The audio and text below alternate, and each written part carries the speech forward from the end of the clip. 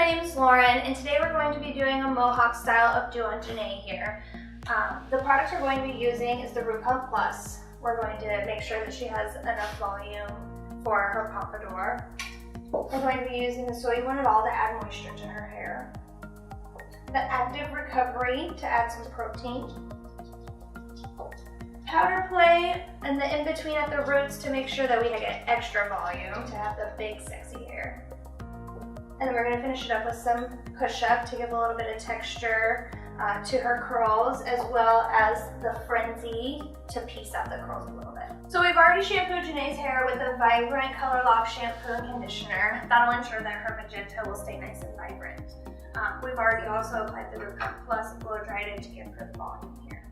So first we're going to part her hair. So we parted her hair in the back, and now we're going to start curling in 1-inch sections. While curling, we've pinned them to ensure that they dry with maximum volume. Now that we're done curling, we're going to set the curls with a little bit of Spray and Play Harder. After setting the curls, we're going to add a little bit of Powder Play in between the curls. Again, starting in the back, we're going to take the curls out one by one and backcomb them in the process.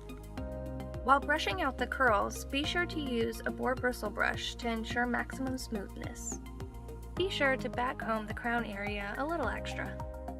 And next, we're going to smooth and pin the sides back. Be sure to pin them back far enough so you can hide the bobby pins later. Be sure to backcomb the crown area a little extra. After getting your backcombing just right, we're going to apply a little bit of frenzy to smooth out the sides and piece out the curls. And now to the finishing touches. This includes the sideburns, extra backcombing, and finishing it off with a little bit of Spray and Play. And so that's how you properly execute a very nice pompadour mohawk style updo.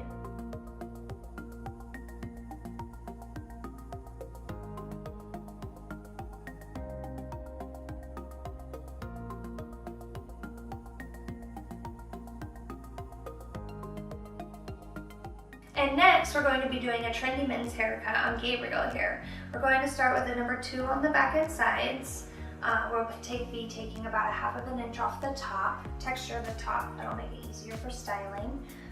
We'll probably give him a hard part here, trim his sideburns, and give him a natural hairline. We're starting with a number 2 guard in the back and the nape. We're going to clipper the back and the sides to about a medium-high fade.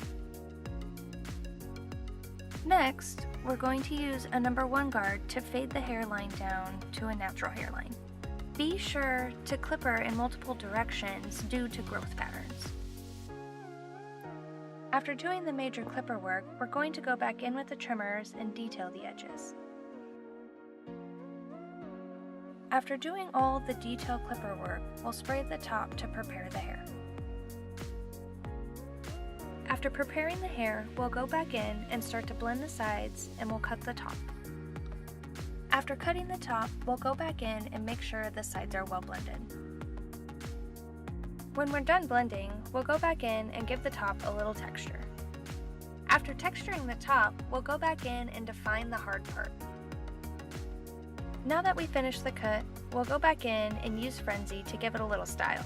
We'll blow dry the frenzy in to give it maximum volume. Apply a little bit more product in the end just to keep it in place. And that's how you do a trendy men's haircut. Number 2 on the back and sides, faded onto a natural hairline, 1/2 inch off the top using the Frenzy product. Thank you for watching.